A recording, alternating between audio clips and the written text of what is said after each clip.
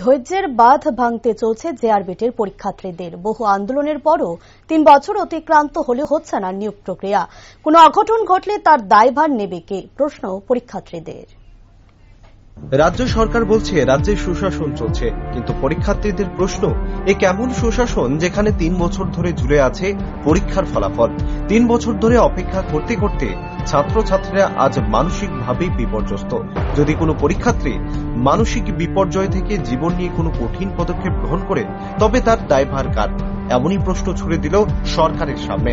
কথা হচ্ছিল জেআরবিটির নিয়োগ প্রক্রিয়া নিয়ে।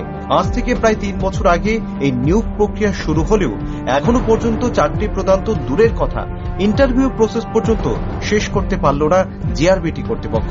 রাজ্যের প্রশাসনের পরিবর্তন হলেও পরীক্ষার্থীদের ভাগ্যের কোনো পরিবর্তন হয়নি। পূর্বের মুখ্যমন্ত্রীর দ্বারা শুরু করা প্রক্রিয়া আজ নতুন মুখ্যমন্ত্রীর আমলেও ঝুলে আছে।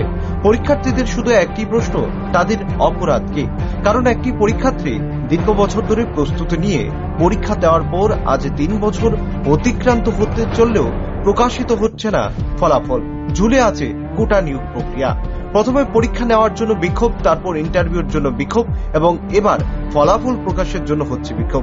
বিভিন্ন মন্ত্রী থেকে শুরু করে মুখ্যমন্ত্রী এর প্রশ্নের জবাবে প্রতিবারই বলছেন খুব শীঘ্রই প্রকাশিত হবে ফলাফল, কিন্তু মাসের পর মাস চলে গেল আশ্বাস আর বাস্তবের রূপ পাচ্ছে না, যার ফলে পরীক্ষার্থীদের মধ্যে ভাঙছে ধৈর্যের বাঁধ। বিগত ৩ বছর ধরে অপেক্ষা করতে করতে পরীক্ষার্থীরা এক প্রকার মানসিক ভারসাম্য হারিয়ে ফেলেছেন। প্রতিনিয়ত চলছে সরকার এবং কর্তৃপক্ষের নিকট ডেপুটেশন বিক্ষোভ, কিন্তু তাতে কর্ণপাত করতে নারাজ সরকার থেকে জেআরবিটি বোর্ড।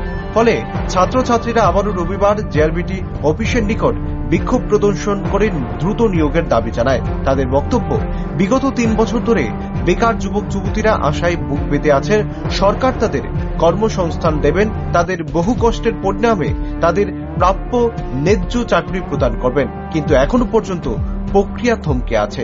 তাই তারা বিনম্র চিত্রে সরকারের কাছে দাবি জানান অবিলম্বে যেন গ্রুপ সি এর রেজাল্ট প্রকাশ করা হয় এবং গ্রুপ ডি এর ইন্টারভিউ সম্পন্ন করা হয় এবং গোটা প্রক্রিয়া সম্পন্ন করা হয় দ্রুত।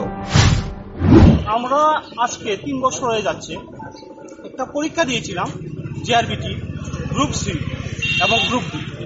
আমাদের ত্রিপুরা রাজ্যে প্রায় 26,000 ছেলে মেয়ে উত্তীর্ণ হয়েছে। গ্রুপ ডি ইন্টারভিউ শুরু করা হচ্ছে না, গ্রুপ সির মেরিট লিস্ট পাবলিশ করা হচ্ছে না। তো এভাবে আর কতদিন চলবে? আমাদেরকে ক্ষুধায়ের মধ্যে আর কতদিন রাখবে ত্রিপুরা সরকার? আমরা বারবার আসছি, আমরা বারবার প্রতিবাদ, আমরা বারবার আমাদের আবেদন জানাচ্ছি, কিন্তু কোনো আমাদের মেরিট লিস্টও পাবলিশ করা হচ্ছে না, গ্রুপ ডি ইন্টারভিউ শুরু করা হচ্ছে না। আমি মাননীয় মুখ্যমন্ত্রীর কাছে অনুরোধ করব যে দেখুন স্যার, আমাদেরকে বাঁচান, আমাদের পরিবারকে বাঁচান, আমাদের জেআরবিটি পরিবারকে বাঁচান। আমরা আর সহ্য করতে পারছি না।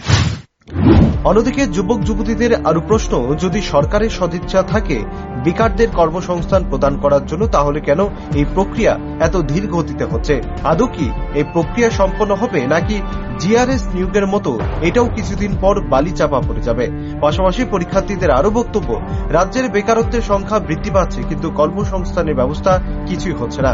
কোনো শিল্প কারখানা হচ্ছে না রাজ্যে, যেখানে চাকরি করে পরিবার প্রতিপালন করবে বেকাররা। তাই তাদের দাবি, আর কাল বিলম্ব না করে যেন এই গোটা নিয়োগ প্রক্রিয়া পুজোর আগে সম্পন্ন করা হয়।